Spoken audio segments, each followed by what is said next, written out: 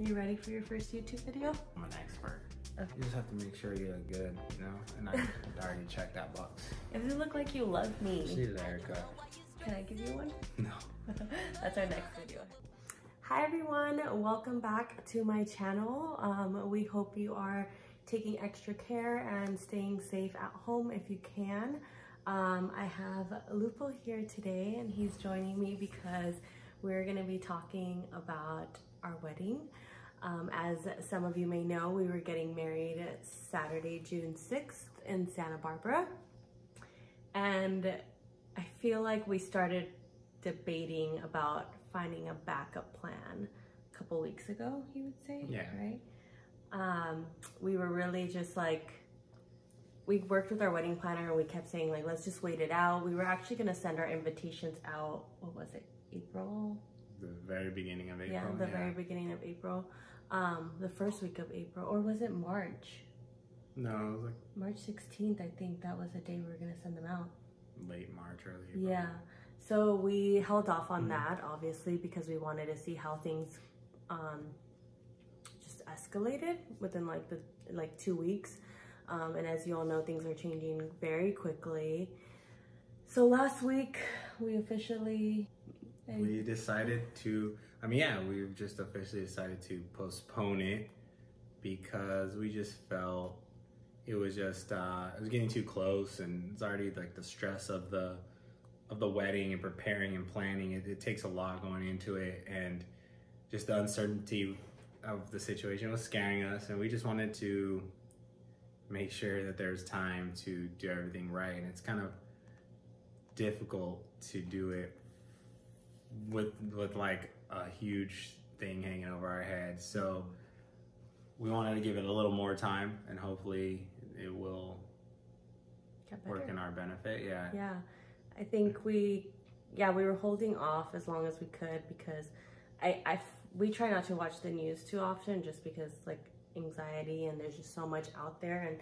And so we were just trying to stay hopeful. But at this point, with LA extending till May 15th, it's like realistically we'd have like a couple weeks. If things got better, we'd have a couple weeks to get stuff together. So I would have to get my dress altered and just order our tuxes and just everything. And our families would still be risking it, because at that point, even if things get better, like everyone's gonna be on edge, and they're not even gonna be hugging or dancing, and 6 feet apart still, and some people might not be able to go. I have family coming from Texas, and if their regulations are different, that might also play into it. So we've decided to postpone to later this year when we think it's what's best, and we're staying hopeful that we'll be able to have our wedding. It was really hard. It was an emotional roller coaster. I think Monday, Tuesday were just so hard for me, and I think like we understand that it's just a day, but it was a day that was really special to us, and we got engaged in August of 2018.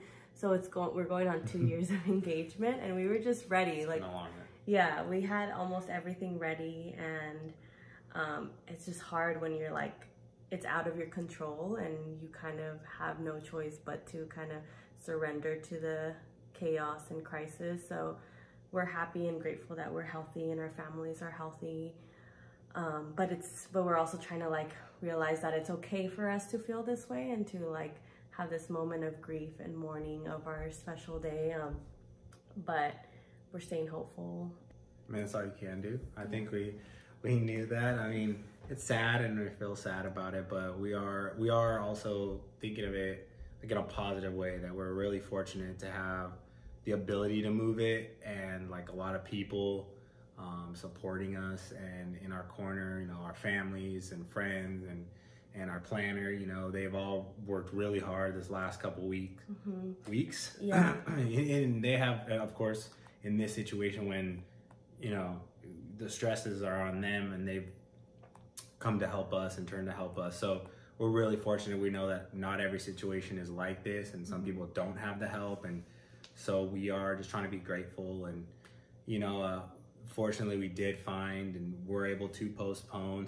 And it was actually kind of crazy because we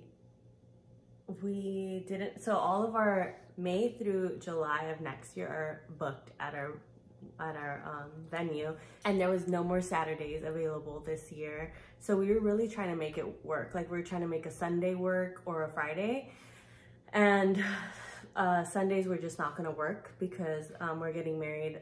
Our ceremony is going to be at our church, and we both are Catholic, so Sunday Mass. What are you doing? So we wouldn't be able to hold it there on Sunday. Yeah. So we tried to make Friday work, but with so many brides moving to Sundays already, like the venue was being very careful about having too many back-to-back weddings because you need the whole load in and load out. So Fridays were just not going to work. So we had it was a really dark moment where we're like, what are we going to do? Do we have to wait till next August? And then luckily someone canceled on a Saturday. So we have that date now, and we're going to play it by ear. We're going to hope for the best. We are going to stay indoors and continue just practicing social distancing. And I hope you all are too.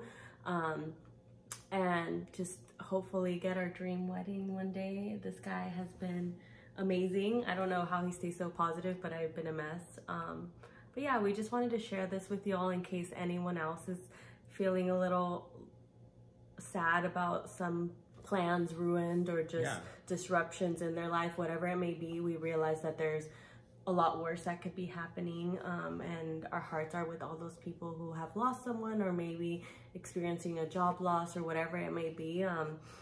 There's no right way to feel right now, and we're just getting through all this together and hanging in there. But hopefully we'll be back with some other exciting wedding updates and won't be so somber, but we're really looking forward to our new date. And I was a little stubborn. I was just like, we're gonna make it work.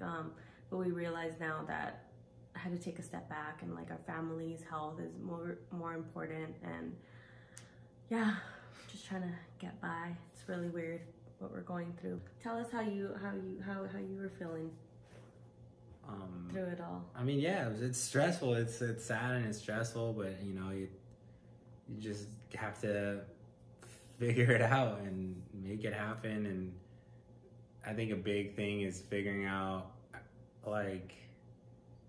what are the important parts of it and pieces. And for us, it was pretty much keeping it all together the way it's been planned out. I mean, even from our invites, everyone that was invited, we pretty much expected to show or were expecting to show. And so it wasn't like, oh, we could go down in numbers or up, or not necessarily up, but down in guests. So we just didn't want anyone to miss it either. We wanted everyone there that we had invited, because that was just, we felt like that was the way that we were going to celebrate it, is with those people. And so if it affected one person not showing up, it was just kind of not worth it to keep it there.